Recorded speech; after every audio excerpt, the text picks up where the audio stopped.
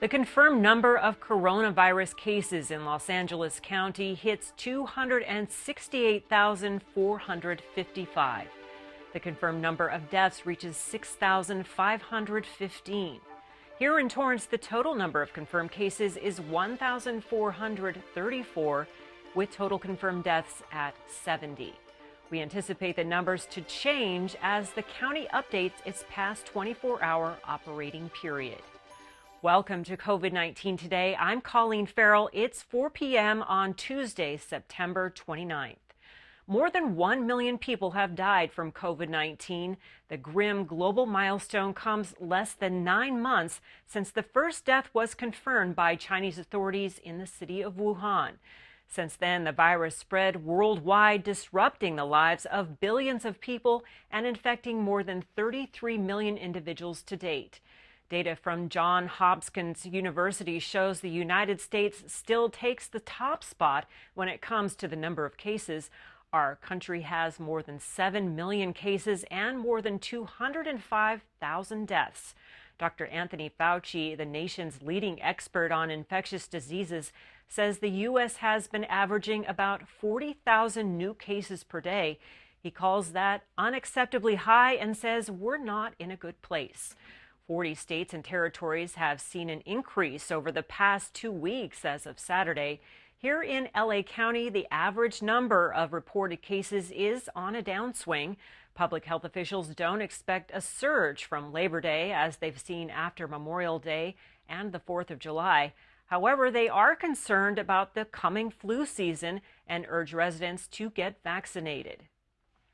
The federal government will begin distributing millions of rapid coronavirus tests to states this week. The tests will go out to states based on their population, and each governor can use the resources as they see fit. President Donald Trump made the announcement yesterday and urged governors to use them to reopen schools for K-12 students. White House officials say they'll send 6.5 million tests out this week, and a total of 100 million tests will be distributed over the next several weeks. The inexpensive and easy-to-use test comes from Abbott Laboratories. It's the size of a credit card and takes just 15 minutes to deliver results. It's also the first of its kind that does not require special computer equipment to process. The company says that COVID-19 antigen tests cost just $5 and comes with a free mobile app where people can display their test results when asked by organizations where people gather, such as schools and workplaces. The company says they'll ship tens of millions of tests this month and ramp up to 50 million tests a month at the beginning of October. LA County will not move up from the widespread purple tier to the less restrictive red tier this week. The county missed the mark after 1 week of qualifying for the red tier. Similarly, Orange County will not move into the orange tier. California's Health and Human Services Secretary Dr. Mark Ghaly says that the county also missed the mark after qualifying for 1 week in the moderate tier. Dr. Ghaly did note a number of counties that were able to move into less restrictive tiers this week. Sacramento and Santa Barbara have met the qualifications to enter the red tier, and San Francisco fulfilled the 2-week requirement to get into the orange tier today. The city can now reopen some indoor businesses with modifications. California Governor Gavin Newsom declared a state of emergency this week for Napa, Sonoma, and Shasta counties. This action comes after the Glass and Zog fires caused tens of thousands of residents to be evacuated. Governor Newsom also sent a letter to President Donald Trump requesting a presidential major disaster declaration, if granted, that could provide much-needed assistance to local and state wildfire response and recovery efforts across California. The state secured a presidential major disaster declaration last month to help with the state's emergency response to the Northern California wildfires. It also received fire management assistance grants from the Federal Emergency Management Agency, or FEMA, this week to support the state's ongoing response to multiple fires burning in the state. Governor Newsom declared a statewide emergency due to the extreme weather conditions and signed an executive order to streamline recovery efforts in communities that are impacted by the fires. More than 24 major fires are burning across California right now. The new Martindale fire sparked just yesterday and scorched 240 acres so far in the remote part of the Angeles National Forest, about 20 miles away from the Bobcat fire. Fire officials say we are now entering one of the most dangerous times of the year for fires as crews try to contain a total of 27 blazes throughout the state. The largest of those fires is the August Complex, which has burned more than 938,000 acres and is 43% contained as of this morning. Since the beginning of this year, there have been more than 8,100 wildfires that have burned more than 3.7 million acres. Meanwhile, hot weather will make it even tougher for many firefighters this week. The National Weather Service issued a heat advisory for our region, and it remains in effect until 8 p.m. on Thursday.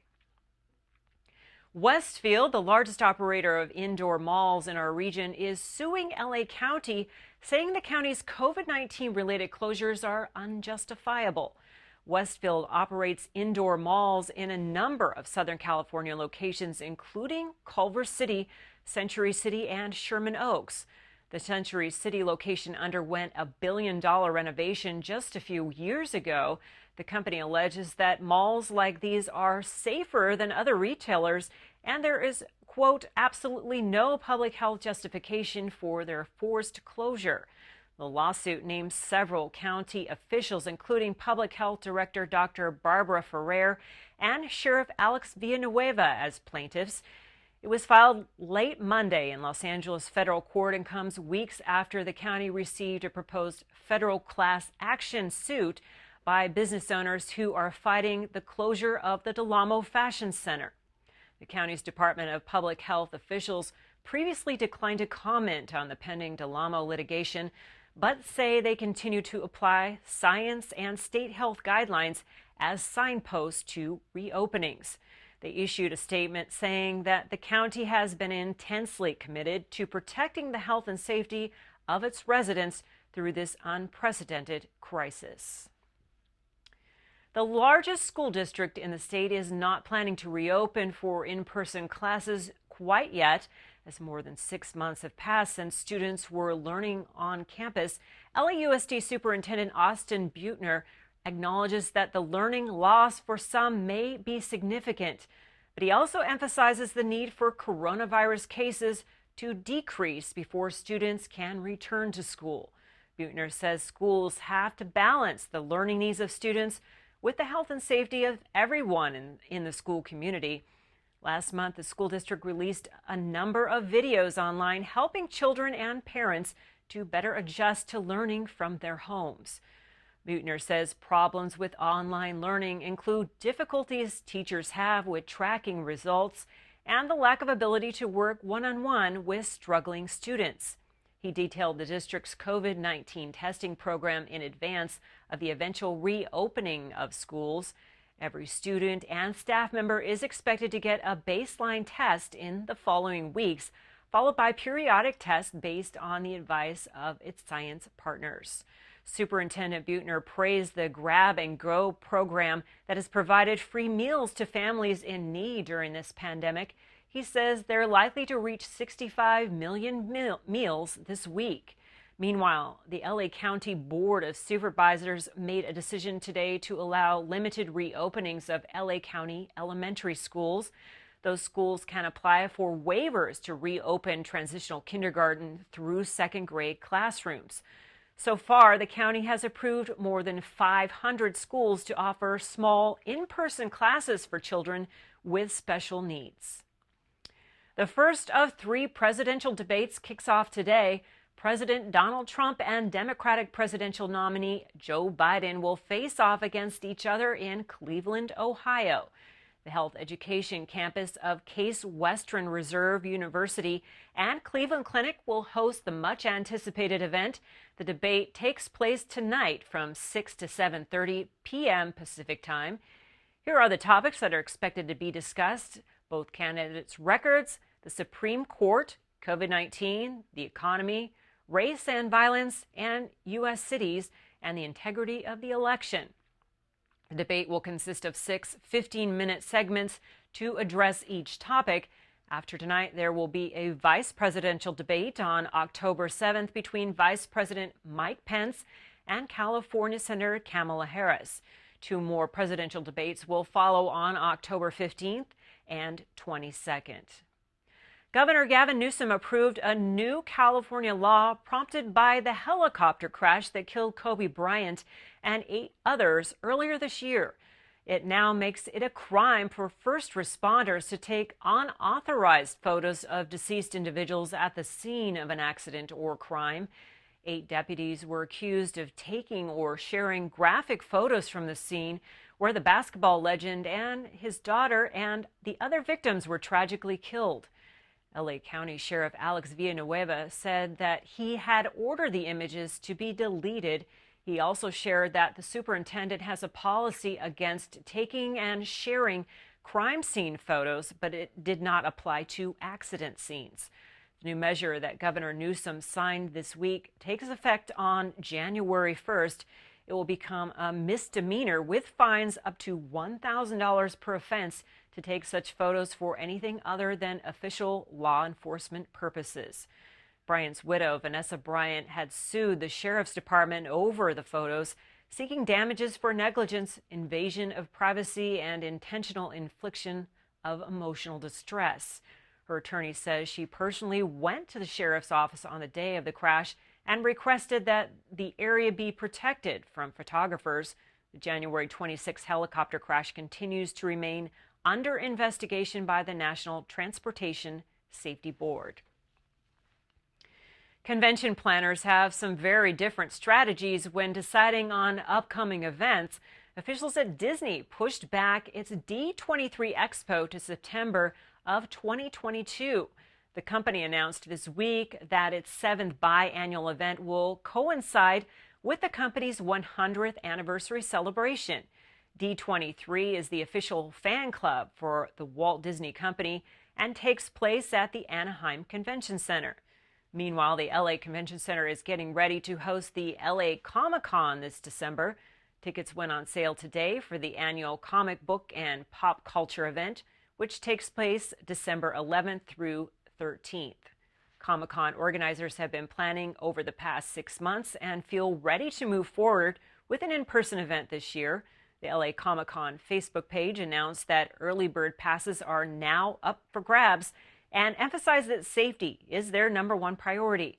Organizers also offer a 100% rollover or refund guarantee should the event get canceled. They also wrote that ticket sales would demonstrate to the city and county there are many fans who would like the opportunity to go to a COVID-19 safe event in 2020. In this afternoon's briefing, California's Health and Human Services Secretary Dr. Mark Ghaly said he has not had any conversations with anyone from the LA Comic-Con.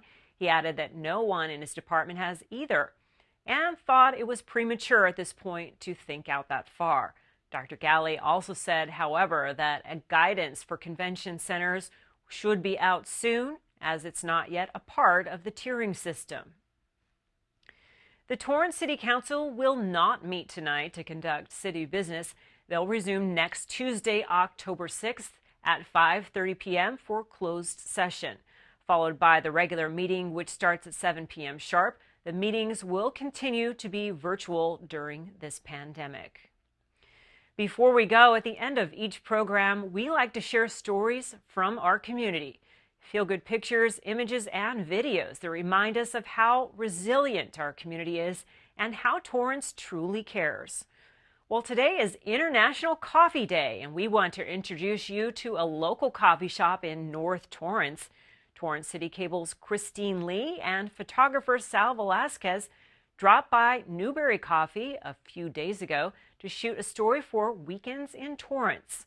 The small business opened its doors in January of 2019 and roasts premium coffee beans from around the world on site. Co-owner Joanne Gialzo also says it's been a struggle to stay open during COVID-19, but the kindness and generosity of those who live or work nearby have made a huge difference. Neighbors, they just come out and support us. They even come here 3 or 4 times a week just to hoping that we stay alive, you know. So we're forever grateful for that. What a great way to care for our small businesses during this critical time. You can watch the full story of Newberry Coffee on upcoming episodes of this Weekends in Torrance. Now, if you have a great story to share, be sure to email us at covid19today@torranceca.gov. We'd love to hear from you. Well, that's our update for COVID-19 today. Be sure to join us again tomorrow at 4 p.m. as Leslie Robbins brings you the latest updates. Stay safe, be healthy, and thanks for tuning in. We'll see you next time.